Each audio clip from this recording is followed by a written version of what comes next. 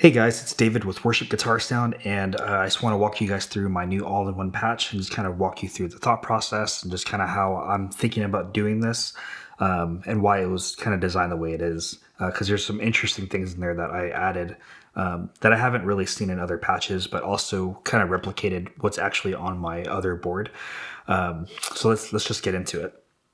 So looking at this from the get-go, I'll just show you really quick here. I made it in a way where you could use it in both stomp or scenes or a combination of both.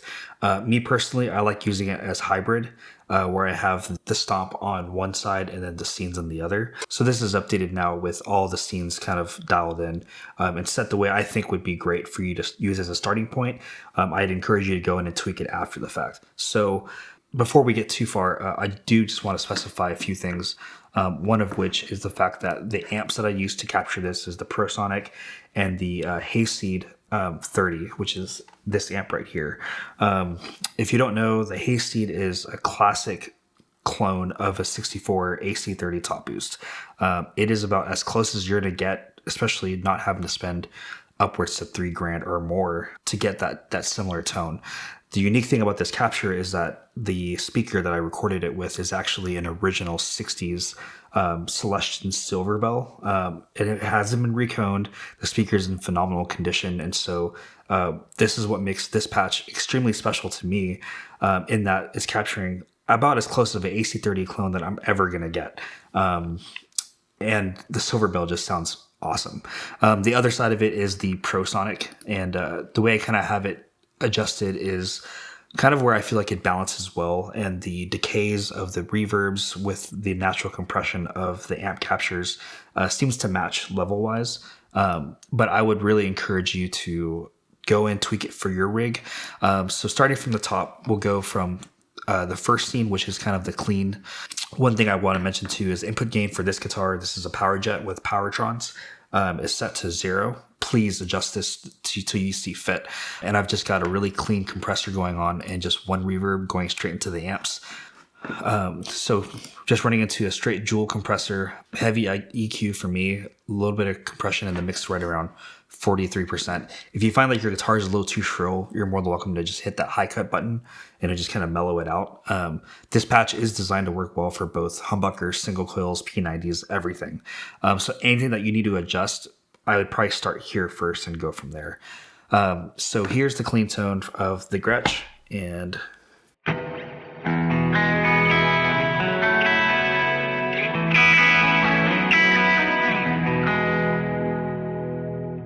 so one of the things I really like about this patch is that even in the neck pickup position, it's still really clear.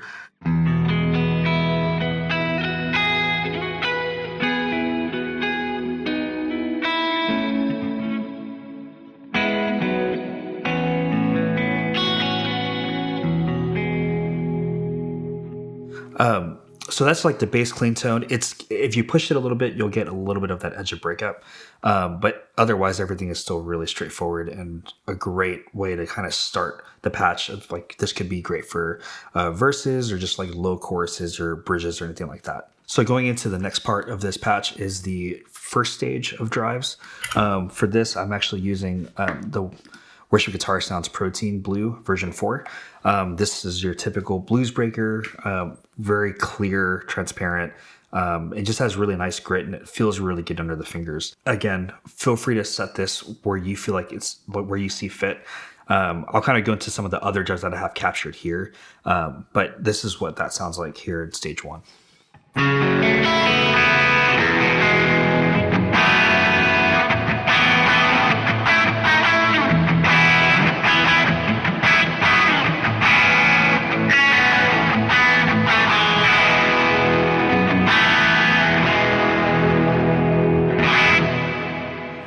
So that's stage 1. Stage 2 is the overdriver stacked with the protein.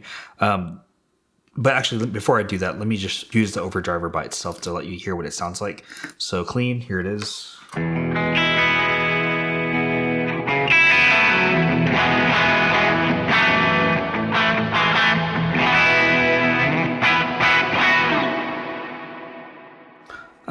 again, it's a really great pedal if you need to just get a little bit further out in your mix without being really, really shrill. So the third scene, which is stage 2, is the protein and the overdriver together.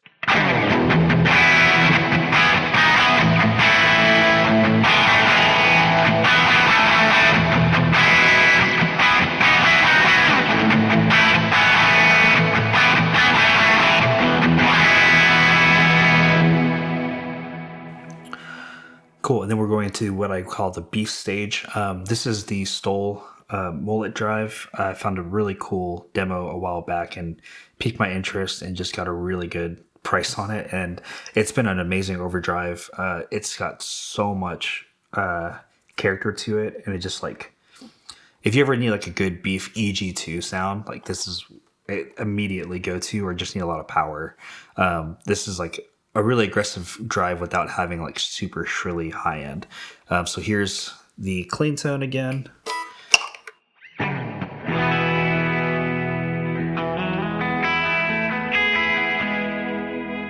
And then the Mullet drive.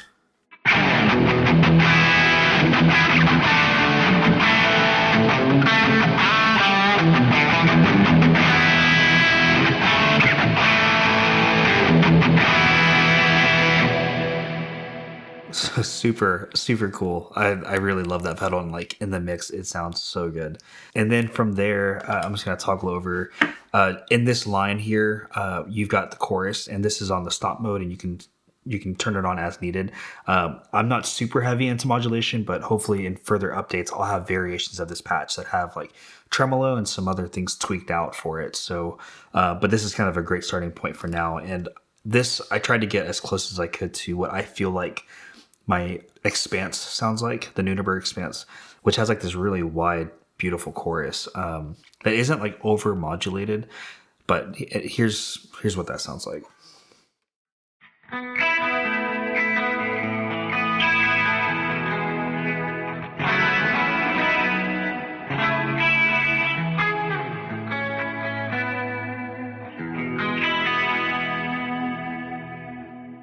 So this is where things get a little interesting. Actually, you know what? I'm going to save it for the end. Going into that, we've got just a clean, straight digital stereo delay. And one of the things I've heard over and over again is the delays in the QC just don't come as forward. And so I was like, well, that's interesting. So I spent a lot of time kind of trying to figure out why that was. And I think I got to a good place with it. So here's the stereo delay on dotted eighth.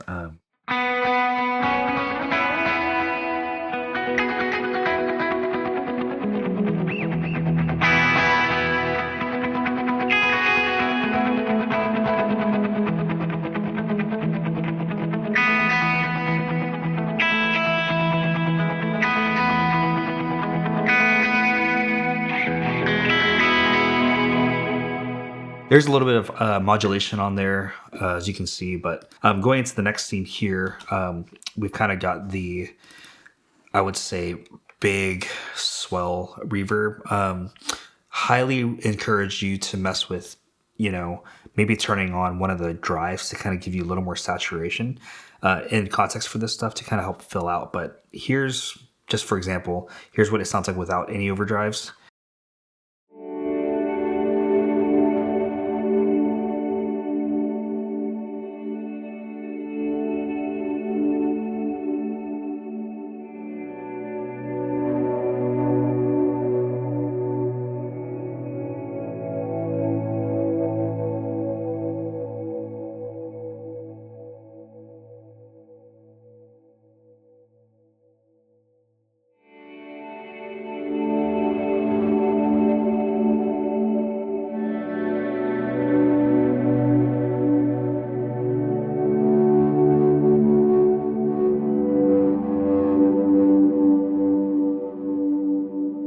So the idea with this swell was that I wanted to sound big, but still have enough, short enough decay where if you needed to have faster moving chord changes that you weren't going to kind of get on top of yourself for these kind of swells. And the cool thing with this is that it's actually got a beautiful reverse delay that I added in there at a really slow speed. And so it kind of keeps a really cool like movement to it, where if you play it without the swell,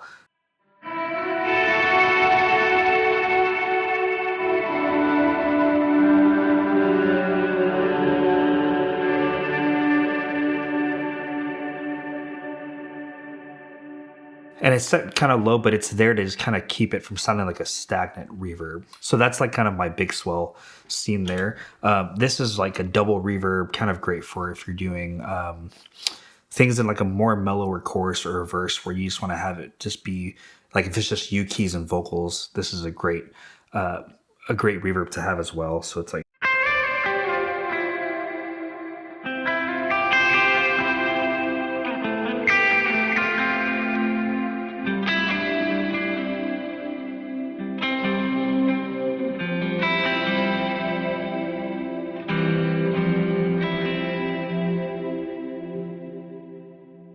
And so that's really good trail.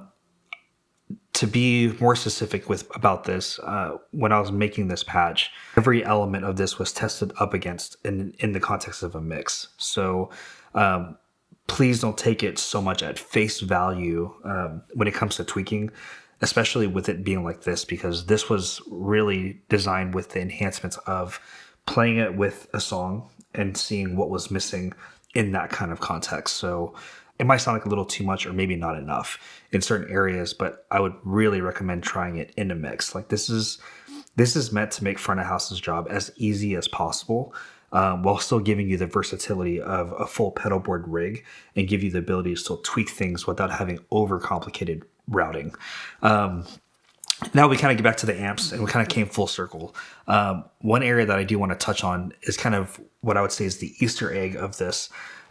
So on my actual board, I run a Maris LVX, and if you're not familiar with the way it's laid out, there's a lot of things you can do in terms of placement with different types of polyoctave effects, modulation, and having it pre-post in the feedback loop, and just so much control to have more ambient stuff. And this is kind of like the first gateway into that. This kind of path here is a parallel delay path.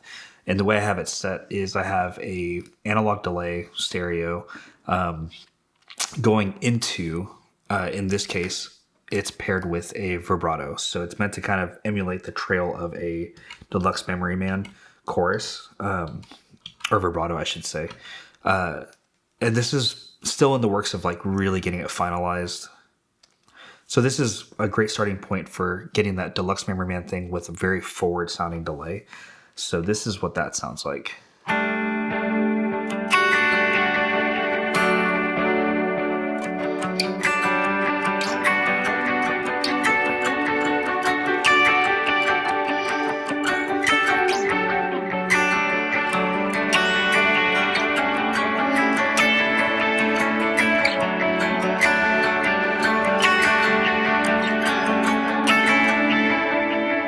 So it sounds really good. I'm really happy and proud of how that sounds. And there's also a dual delay in there as well that's mixed in that isn't assigned to anything yet, but it's there if you need it. And the thing that, the thing that's really cool is it still kind of has that modulation there as well. And it's kind of like a lower delay that you can have kind of always on.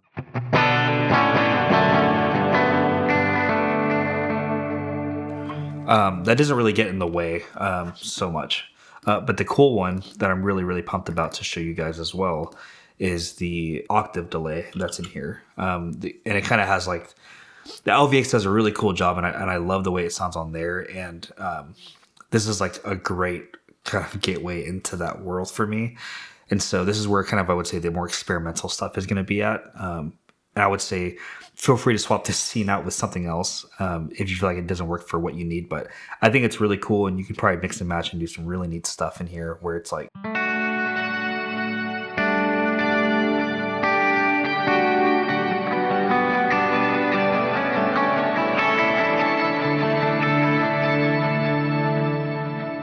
And what makes it really cool to stack with is when you do like the swell stuff right here.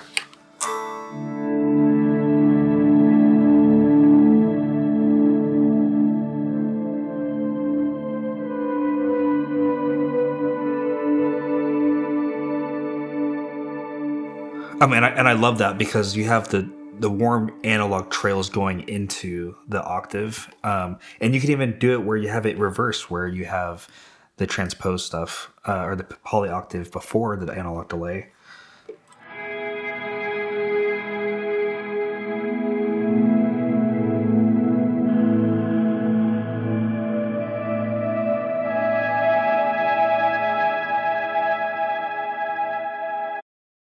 And what that allows you to do is have kind of the octave sustain stuff and any movement happening kind of go into the delay. So this part of the patch and all the patches moving forward, like this will be the creative avenue, I think, where you can do a lot of cool stuff. So this is like my first foray into this. So I'm really excited for what's going to be happening down the line as we start making improvements to this patch and other ones as well. So one area I wanted to touch on as well is kind of what's happening at the end of the chain. So with the end of the chain, I've got an EQ block here that does a low cut and a high cut. Here's what it sounds like off.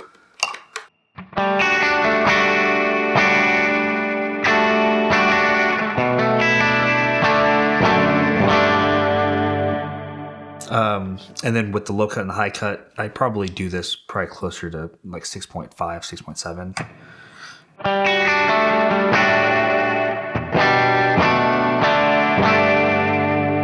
In the areas that you'll probably hear it more, I'll do it with overdrive, and here it is bypass, so top end and low end are just completely wide open.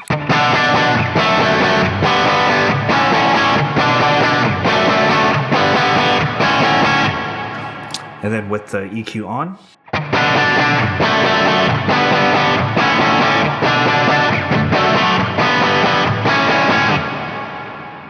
so I have that there for, I would say this is a great place to have this on for if you're serving at a smaller church, and the boards don't have as much control, or you have volunteer sound engineers and you kind of want to help them out. And I would say because the captures are so clear, like you can back it off, even close it down to like 3,000 if you want, and kind of warm it up a lot.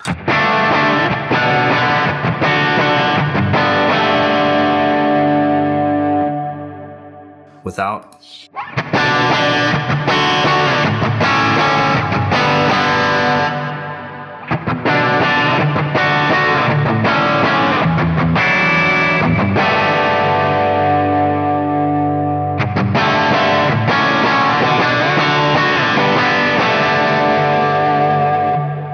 And if you want to get a little more extra with it too, there's also a compressor you can turn on as well. This was designed with the hope that I could try to get more of that blooming thing on there that you get with real amps. And it's kind of close, but it also kind of tightens the sound as well.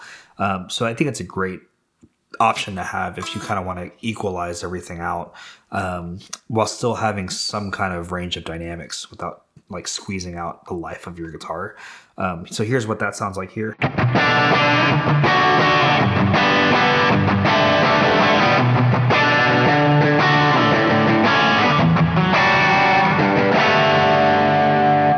And then without those two right there, this is kind of what that sounds like.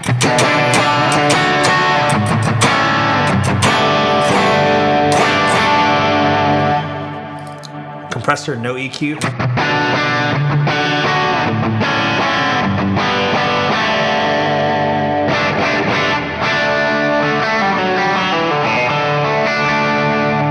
With the EQ, probably give it some more top end. Leave it at 6.2.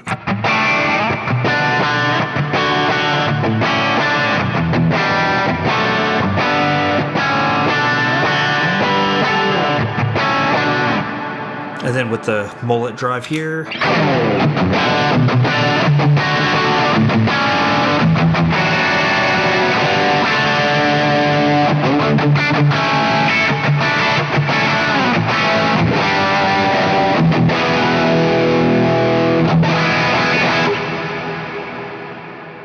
So that's the patch kind of at a high level there.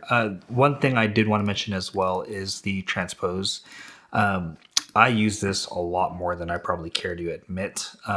This is like what my HX1 is doing, and I love it, absolutely love it for things where I need to do EG2, lower sounding like rhythm stuff that is going to be giving more space for electric guitar to kind of be a little further down on the fretboard if they need to.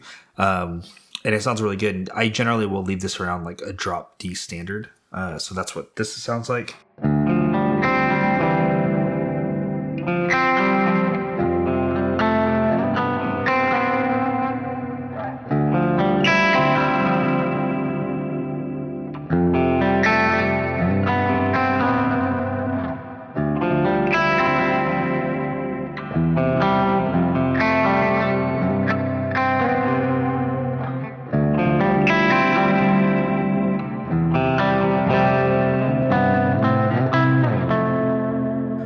if you want to go down to like a real baritone, I think it's like -7.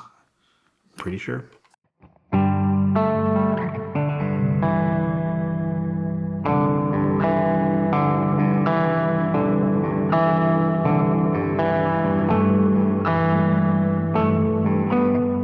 So that's kind of a walkthrough of the patch. We've got the link in the descriptions for all our patches that we're releasing. But I hope that kind of gives you a clean walkthrough of the thought process and also what's in this patch. And I'm actually really excited for the updates to this patch that will be free for all people who have purchased this patch now and in the future. So anyway, feel free to leave a comment, shoot us an email, check out our site online, and we're just excited to finally get this going. And hopefully this blesses you guys as much as it's blessed us to be in this community and serve you guys. So anyway, talk soon.